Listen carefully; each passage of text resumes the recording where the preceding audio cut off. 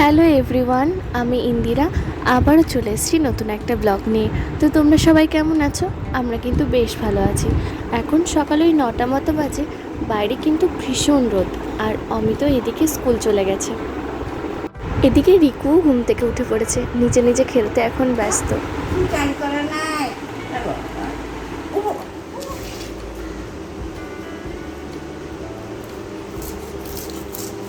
বড় বড় মাছ আছে পুকুরে, আমাদের ধরে না।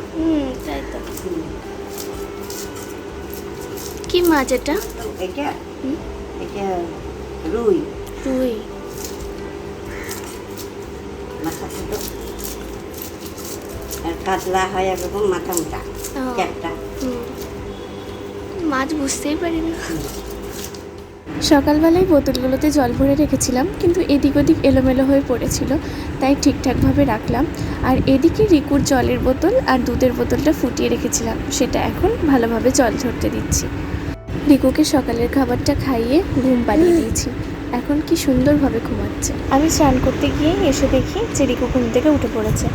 ওর বোতল নিয়ে খেলতে ওর খুব ভালো লাগে, তাই মামুনি ওকে ছোটো বোতল দিয়েছে খেলা করার জন্য।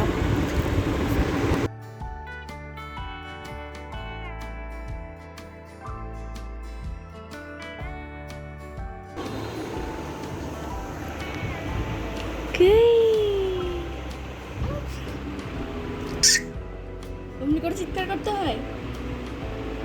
হ্যাঁ, অমনি করে চিৎকার করতে হয়। পাশেই আমার মেজো কাকা শ্বশুরের বাড়ি। তো তার নাতি মানে রিকুর দাদা, রিকুর থেকে 2-2.5 বছরের বড়।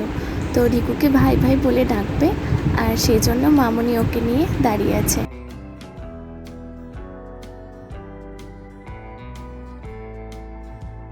সকাল থেকেই বিছানাটা গোছানো হয়নি, কারণ রিকু ঘুমাচ্ছিল, আর এখন মামুনির কাছে আছে, তাই ভাবলাম বিছানাটা একটু গুছিয়ে নিই। বিছানা পরিষ্কার না থাকলে, ঘর পরিষ্কার না থাকলে কিছুই ভালো লাগে না।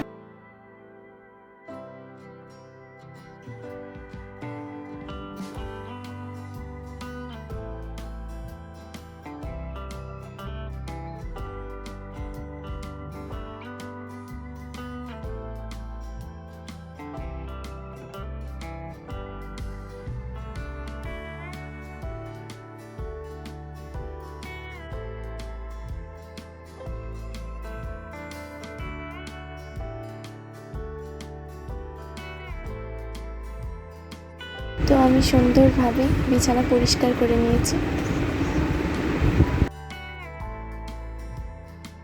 তো আমার মামাম এখন নিজে নিজে খেলায় ব্যস্ত।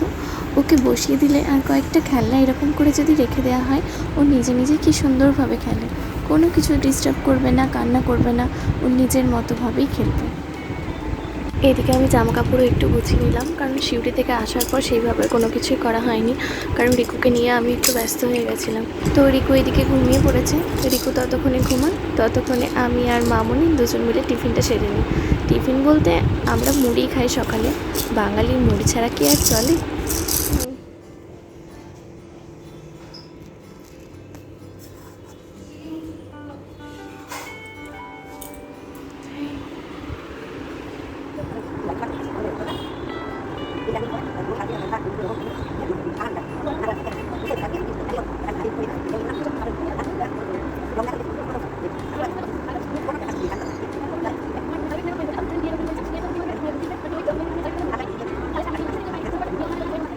রিকুর দুপুরের খাবারের জন্য চাল আর ডালটা ভালো করে ধুয়ে একটু ভিজিয়ে রাখলাম, আর ওদিকে মামনি রিকুর দুপুরের খাবারের জন্য সবজিগুলো কেটে দিচ্ছে। আলু অর্ধেক দেবো। তো রিকুর এখন এদিকে খাবারটা বসিয়ে নিই। রিকু এখনও ঘুমাচ্ছে, ঘুম থেকে উঠবে তারপরে এটা রিকুকে পেস্ট করে তখন খাই দেওয়া হবে। আর বলতে বলতে রিকু কিন্তু ঘুম থেকে উঠেও পড়েছে, আর এখনও কিন্তু ওর খাবার তৈরি হয়নি। তো ততক্ষণে খাবারটা তৈরি হোক, আর রিকু এদিকে ঠাকুমার কোলে একটু থাকুক।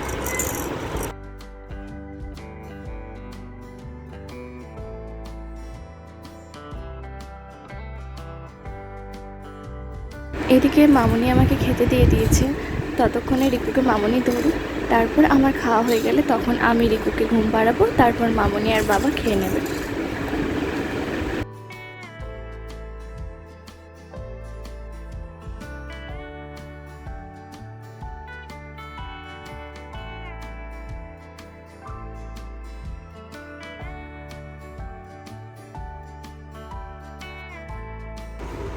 এদিকে রিকুর দিদিয়া আর পিমনি এসছে, অনেকদিন পরে দেখা হলো রিকুর সাথে, তাই রিকু একটু কান্না করছিল, কিন্তু আস্তে আস্তে ঠিক হয়ে গেছে। এখন দিদিয়া আর রিকু মিলে দুজনেই খেলায় ব্যস্ত।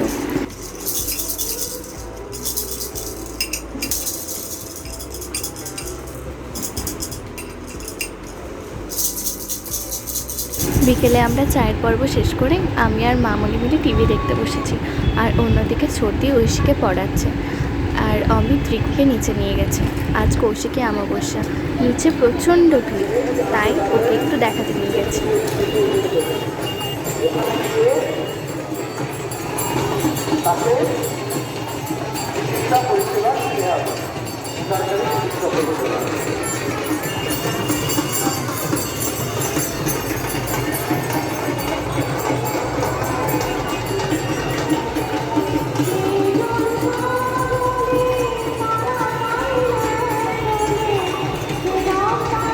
আমাদের ডিনার কমপ্লিট করে আমরা এখন বসে আছি।